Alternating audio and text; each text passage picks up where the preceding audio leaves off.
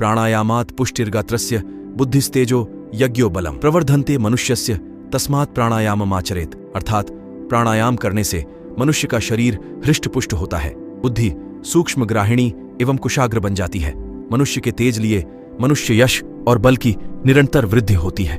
अतः प्रतिदिन प्राणायाम अवश्य करना चाहिए। प्राणायाम एक ऐसी विद्या है, इसे जो धारण करता है और अपने जीवन में उतारता है, उसका पूरा जीवन रूपांतरित हो जाता है। आज हर कोई बीमारियों से ग्रस्त है, युवा कमजोरी और यौन समस्याओं की चपेट में है। लगभग हर कोई पेट, स्किन और मानसिक रोगों से ग्रसित है। आयुर्वेद में प्राण को औषधियों का औषध कहा है। प्राणो व अमृतम, प्राणो व बलम। अगर प्राण कमजोर हैं तो शरीर रोगी, कमजोर और निस्तेज हो जाता है। प्राचीन काल में भारतवर्ष भौतिक ऐश्वर्य के साथ अध्यात्म विद्या में भी उन्नति के शिखर पर था। प्राणायाम विद्या यहां मनुष्य मात्र तक फैली हुई थी। गुरुओं की परंपरा अविच्छिन्न रूप से चलती थी। ब्रह्मनिष्ठ योगियों और महात्माओं के गुरुकुल बने हुए थे, जिनमें सहस्रों की संख्या में ब्रह्मचारी वानप्रस्थी लोग प्राणायामादि योगांगों का क्रियात्मक अभ्यास करते थे। सन्यासी महात्मा ग्राम ग्राम में भ्रमण करके प्राणायाम के गंभीर रहस्यों को उजागर करते थे। भारतवर्ष संपूर्ण विश्व का गुरु था।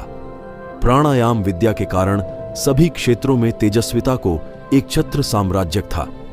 इसी कारण पवित्र आर्यावर्त में सभी स्त्री पुरुष श्रद्धापूर्वक प्राणायाम नित्य प्रति करते थे। तेज बुद्धि, रोगों का नाश, यौवन, अतुलित बल, ये सभी चीजें आपको प्राणायाम से मिल जाती हैं और हर तरह की दुर्बलता और जड़ता को प्राणायाम हर लेता है।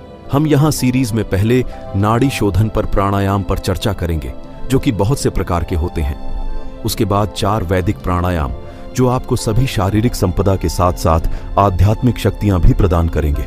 इसके बाद हम प्राण ऊर्जा को किसी विशेष अंग में पहुंचाना सीखेंगे, जिससे उस अंग में ताकत और बल पैदा किया जा सके, जैसे चाइनीज वॉरियर करते हैं। सबसे पहले नाड़ी शोधन प्राणायाम। नाड़ी शोधन प्राणायाम करना इसलिए जरूरी है क्योंकि इनसे सबसे पहले शरीर की गंदगी नष्ट होती है। शरीर के विकार नष्ट होकर वात, पित्त और कफ बैलेंस होते हैं और शरीर के रोग नष्ट हो जाते हैं। फिर शरीर में नाड़ियों की ताकत बढ़ती है, जिससे उनमें ज्यादा मात्रा में प्राणों का संचार हो सकेगा, और जितनी प्राणों की शक्ति उतना ही बल, बुद्धि और सामर्थ्य। और यह चीजें शारीरिक स्तर के साथ साथ मानसिक स्तर पर भी होती हैं, ताकि उस अतुल ऊर्जा को झेल सकें। भस्त्रिका प्राणायाम। सीधे बैठ करके लंबे गहरे श्वास भरेंगे और बाहर छोड़ेंगे।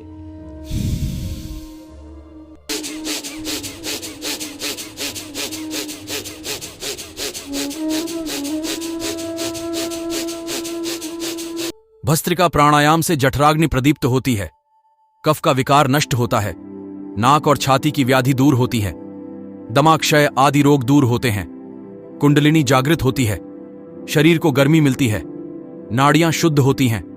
प्राणायाम की आवृत्ति अपनी शक्ति अनुसार करनी चाहिए। कपालभाति प्राणायाम।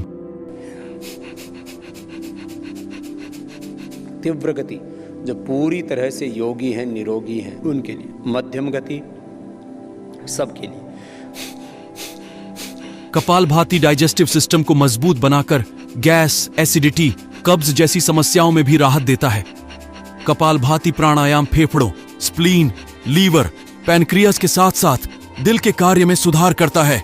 कपालभाति करने से याददाश्त बढ़ती है और दिमाग भी तेजी से काम करता है। अनुलोम विलोम प्राणायाम।